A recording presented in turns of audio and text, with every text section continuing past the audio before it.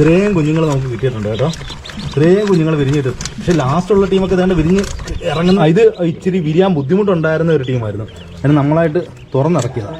ഇതൊക്കെ ഒരു ഭാഗ്യമാണ്. ഇതൊക്കെ നമുക്ക് ആസ്വദിക്കാൻ പറ്റണമെങ്കിൽ, ഇങ്ങനെയൊക്കെ എടുത്ത് എന്താ പറയുക, കൊഞ്ചിക്കാൻ പറ്റണമെങ്കിൽ നമ്മളൊരു കർഷകനായിരുന്നിരിക്കും. 10, 12, 28 ദിവസത്തെ കാത്തിരിപ്പിന് ശേഷം എന്താ നമ്മൾ ഇൻക്യുബേറ്ററിൽ വെച്ച താറാവ് മുട്ട വിരിഞ്ഞ് കുട്ടികൾ ഇറങ്ങിയിട്ടുണ്ട്.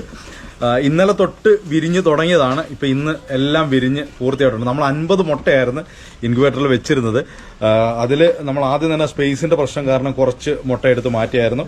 അതിനുശേഷം നമ്മൾ ഇതിന്റെ മുട്ട വിരിയോ ഇല്ലയോ എന്നുള്ള കാര്യം ഏകദേശം നമുക്ക് ധാരണയാകും. ഒരു 10 ദിവസത്തിനുള്ളിലൊക്കെ തന്നെ നമ്മളൊരു കാൻഡിൽ ലൈറ്റ് ടെസ്റ്റ് ഒക്കെ നടത്തി കഴിയുമ്പോഴത്തേക്കും നമുക്ക് അറിയാൻ പറ്റും. അങ്ങനെ നമ്മൾ കുറച്ചെണ്ണം വിരിയാത്തത്, കൊത്തുമുട്ട അല്ലാത്തത്, നമ്മളുടേതായിട്ടുള്ള പാരന്റ് സ്റ്റോക്ക് അല്ലാതിരുന്നതിന്റെ പേരിൽ നമുക്ക് ഉറപ്പ് പറയാൻ പറ്റത്തില്ല. അങ്ങനെ കുറച്ച് മുട്ട, കൊത്തുമുട്ട അല്ലായിരുന്നു, കുറേ മുട്ട എടുത്ത് കളയേണ്ടി വരുന്നു. അതിനുശേഷം ഉള്ള ബാക്കി മുട്ടയാണ് നമ്മളിപ്പോൾ വിരിഞ്ഞേക്കുന്നത്. അപ്പോൾ നമ്മൾ ഓൾറെഡി നമ്മൾ ഈ പെട്ടി തുറന്നെല്ലാം നോക്കിയാണ് കേട്ടോ. അപ്പോൾ അതൊരു കൗതുകത്തിന് വേണ്ടി ഒരു വാവ് ഇടാൻ വേണ്ടിയിട്ട് കാണിക്കുന്നതാണ്. ഇതാ നോക്കിയോ, ഇത്രയും കുഞ്ഞുങ്ങൾ നമുക്ക് കിട്ടിയിട്ടുണ്ട് കേട്ടോ.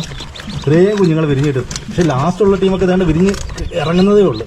കണ്ടോ, ഇതൊക്കെ ഇപ്പോൾ വിരിഞ്ഞിറങ്ങുന്നേ ഉള്ളൂ. ഇത് മുട്ടത്തോടൊക്കെ ഇരിക്കുന്നുണ്ട്. കണ്ടോ, ഇത് ഇച്ചിരി വിരിയാൻ ബുദ്ധിമുട്ടുണ്ടായിരുന്ന ഒരു ടീമായിരുന്നു. അതിന് നമ്മളായിട്ട് തുറന്നിറക്കിയതാണ്. ഇതെന്താ, നമ്മൾ എണ്ണിയില്ല, കുറേ ഉണ്ട്. ഇത്രയും മുട്ടകൾ, താറാവ് കുഞ്ഞുങ്ങൾ വിരിഞ്ഞിറങ്ങേണ്ടത്. എല്ലാം പ്യോർ കുട്ടനാടൻ താറാവാണ് കേട്ടോ. അപ്പോൾ ഇൻക്യുബേറ്റർ നല്ല റിസൾട്ടുള്ളതാണ്. നമ്മൾ വിരിയോന്ന് ഉറപ്പുണ്ടായിരുന്ന എല്ലാ മുട്ടയും നമുക്ക് വിരിഞ്ഞ് കിട്ടിയിട്ടുണ്ട്. ഇനി ഇതിന് ഒരു വേറൊരു പ്രശ്നം പറ്റിപ്പോയെന്ന് വെച്ച് കഴിഞ്ഞാൽ, നമ്മുടെ വീട്ടിൽ ഇതിന് ബ്രൂഡ് ചെയ്യാനുള്ള ഒരു സൗകര്യം നമ്മൾ സെറ്റ് ചെയ്യല്ലോ. നമ്മൾ ഈ ഒരു റൂമിനകത്തായിരുന്നു എല്ലാം ചെയ്യാന്നുള്ളൊരു പ്ലാനിൽ ഇൻക്യുബേറ്ററൊക്കെ നമ്മൾ ആദ്യം വെച്ചിരുന്നത്. പക്ഷേ നമ്മുടെ വീട്ടിൽ പെട്ടെന്നൊരു എമർജൻസി ഉണ്ടായി. പുതിയൊരു പണിക്കാരൻ വന്നു. അപ്പോൾ അവനതിനകത്ത് താമസം, അവൻ്റെ ശബ്ദമൊക്കെ കേൾക്കുന്നത്. അപ്പോൾ അവനതിനകത്ത് താമസിക്കുന്നുണ്ട്. ഇപ്പോൾ അവിടെ വെക്കാൻ പറ്റത്തില്ല. നമ്മൾ ഇത് തന്നെ ബ്രൂഡ് ചെയ്യാനായിട്ട്, അതായത് ഇത് മറ്റേ ലൈറ്റൊക്കെ ഇട്ട് വെക്കാൻ വേണ്ടിയിട്ട് ചെയ്യാനുള്ള സെറ്റപ്പ് ഉണ്ടാക്കാനുള്ള പരിപാടിയാണ്. ഇത് തന്നെ ചെയ്യാനുള്ള പരിപാടിയാണ്. അപ്പോൾ കുഞ്ഞുങ്ങളെ ഒന്ന് കൊടുക്കണം. ഇപ്പം മഴ ഈ വയറിൻ്റെയൊക്കെ ഇടയ്ക്ക് കിടന്ന് കുരുങ്ങി ആ പ്രശ്നമൊക്കെ ഇത് ഇളക്കി മാറ്റാവുന്ന സംഭവം. അപ്പോൾ അത് ഇളക്കി മാറ്റിക്കഴിഞ്ഞാൽ നമുക്ക് ഇതിനകത്ത് തന്നെ സൗകര്യം ഒരുക്കി കൊടുക്കാം എന്ന് പ്രതീക്ഷിക്കുന്നു. കൂടുതലും ചാരത്താറാവുകളാണെന്ന് തോന്നുന്നു കേട്ടോ ഇറങ്ങിയേക്കുന്ന ചാര. ഇതിനകത്ത് ഈ വൈറ്റ് ഷെയ്ഡ് വരുന്നതാണ് മറ്റേ ചെമ്പല്ലി താറാവ് എന്ന് പറയുന്നത്. അതുപോലെ തന്നെ ഈ ചുണ്ട് ചുവന്നിരിക്കുന്നത് ചെമ്പല്ലി താറാവുകളുടെയാണ്. ഗ്രേ കളർ വരുന്നത് ചാരത്താറാവ്. ഇന്ന് നമ്മൾ എത്തിയിട്ടുള്ളത് കോട്ടക്കൽ കുറുകത്താണിയിലുള്ള അബ്ദുൽ മജീദിൻ്റെ വീട്ടിലായിട്ടാണ്. ഇവിടെ വന്നു കഴിഞ്ഞിട്ടുണ്ടെങ്കിൽ നമുക്ക് ഇൻക്യുബേറ്റർ കാണാൻ പറ്റും. 6 തരത്തിലുള്ള ഇൻക്യുബേറ്ററുകൾ കാര്യങ്ങളാണ് ഇവിടെ ഉള്ളത്. ഇതാണ് 60 കോഴിമുട്ട വെക്കുന്ന മാനുവൽ ഇൻക്യുബേറ്റർ. ഇത് താറാവാണെങ്കിൽ എത്ര രൂപ പോകും? താറാവ് ഒന്നിന് ഏകദേശം 50 മുട്ട വെക്കാൻ. ഇത് എൻ്റെ ഓട്ടോമാറ്റിക് ഇൻക്യുബേറ്റർ ആണ്. ഏകദേശം 35 കോഴിമുട്ട വരെ വെക്കാൻ പറ്റും. ഇത് റേറ്റ് വരുന്നത് ഏകദേശം 1600 രൂപ റേറ്റ് വരുന്നത്. ഇത് വരുന്നത് 60 മുട്ടന്റെ വരുന്നുണ്ട് അല്ലേ? ഇത് 3000 റേറ്റ് വരും. ഇതാണ് 3ാമത്തെ മോഡൽ അല്ലേ? അതെ അതെ. ഇതെങ്ങനെ സെമി ഓട്ടോമാറ്റിക് എന്ന് വെച്ച് കഴിഞ്ഞാൽ എങ്ങനെ റെഡി? സെമി ഓട്ടോമാറ്റിക് തന്നെ ജസ്റ്റ് നമ്മൾ കമ്പി വലിച്ചു കൊടുത്തിട്ടുണ്ട്. ഓട്ടോമാറ്റിക് ഇതിന്റെ കോഴിമുട്ട ഇത് തിരിഞ്ഞോളൂ. ഓക്കെ. അപ്പൊ മറ്റേതില് ഓട്ടോമാറ്റിക്കലി മോട്ടർ ഉണ്ടായിരുന്നു. അപ്പൊ ഇതിന് മോട്ടർ ഇല്ല. ഇതിന് മോട്ടറിന്റെ ആവശ്യമില്ല. 4ാമത്തെ ആയിട്ടാണ് 100 കോഴിമുട്ട വെക്കുന്ന മാനുവൽ ഇൻക്യുബേറ്റർ ആണ് വരുന്നത്. മാനുവൽ ആയിട്ട് 100 വരെ വെക്കാം. ഇത് നേരത്തെ നമ്മൾ ഫസ്റ്റ് കണ്ട ചെറുതിന്റെ നേരെ വലുത് എന്നുള്ള ആ ഒരു പ്രത്യേകത ഉള്ളതല്ലേ? നേരെ വലുതാണ്.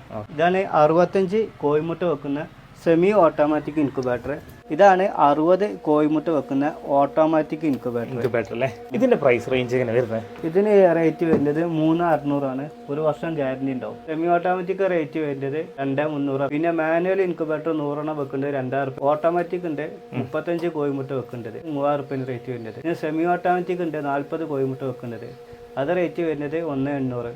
ഇന്ന് നമ്മൾ ഇൻക്യുബേറ്ററിൽ മുട്ട വിരിയിക്കാനുള്ള പരിപാടിയാണ്. കൂട്ടിൽ നോക്കിയപ്പോ ആ കൂടെ 19 മുട്ടയേ ഉള്ളൂ. കുറച്ച് പുഴുമന്തി കൊടുത്താൽ നമ്മുടെ കഴുകനാശാത്തി 1 മുട്ട കൂടെ തരാമെന്ന് പറഞ്ഞിരുന്നു. എന്തായാലും അവള് പറഞ്ഞ വാക്ക് പാലിച്ചിട്ടുണ്ട്. അങ്ങനെ 20 മുട്ട റൗണ്ടാക്കി ഇൻക്യുബേറ്ററിൽ വെക്കാൻ പോകും. അടിയിൽ ഇതുപോലെ ഒരു ഷീറ്റ് ന്യൂസ് പേപ്പർ വിരിച്ചു കൊടുക്കേണ്ടതുണ്ട്. ശേഷം മുട്ടകൾ ഓരോന്നായി ഇതുപോലെ അങ്ങ് വെച്ചു കൊടുക്കണം. പിന്നെ മുട്ടകൾ കുറവായതുകൊണ്ട് നമ്മൾ സെന്ററിലാണ് വെച്ചു കൊടുക്കുന്നത്. പാത്രത്തിൽ വെള്ളം ഒഴിച്ച് ഇൻക്യുബേറ്റർ ഓൺ ആക്കിയിട്ടുണ്ട്. 37.5 ഡിഗ്രിയാണ് ടെമ്പറേച്ചർ സെറ്റ് ചെയ്തിരിക്കുന്നത്. ഈ കാണുന്ന ചുവന്ന ബട്ടൺ ഓൺ ആക്കി കഴിഞ്ഞാൽ പിന്നെ ബാക്കിയെല്ലാം ഇൻക്യുബേറ്റർ നോക്കിക്കോളൂ. അതായത് നമ്മുടെ ഇൻക്യുബേറ്റർ ഫുൾ ഓട്ടോമാറ്റിക് ആണ് ട്ടോ. മലപ്പുറം കോട്ടക്കലുള്ള മജീദ് ഖാന്റെ കയ്യിൽ നിന്നാണ് ഇൻക്യുബേറ്റർ വാങ്ങിയത്. 4 വർഷം മുമ്പ് മൂപ്പര കയ്യിൽ നിന്ന് വാങ്ങിയ സാധാ ഇൻക്യുബേറ്റർ ആണ് ട്ടോ മുകളിൽ കാണുന്നത്. കോഴിമുട്ടിയും താറാമുട്ടിയും നമ്മൾ ഇതിൽ ഒരുപാട് തവണ വിരിയിച്ചെങ്കിലും സാധനം ഇപ്പോഴും പുലിയാണ് ട്ടോ. ഇനി കോഴി അടയിരിക്കുന്നില്ലെന്ന പരാതി വേണ്ട. നിങ്ങൾക്ക് ഏത് മോഡൽ ഇൻക്യുബേറ്റർ എവിടേക്ക് വേണമെങ്കിലും മൂപ്പര് സെറ്റാക്കി തരും. പിന്നെ സാധനം ആവശ്യമുള്ളവർ അദ്ദേഹത്തിന്റെ വാട്സ്ആപ്പ് നമ്പറിലോ ഇൻസ്റ്റാഗ്രാം അക്കൗണ്ടിലോ മെസ്സേജ് അയക്കാൻ മറക്കല്ലേ.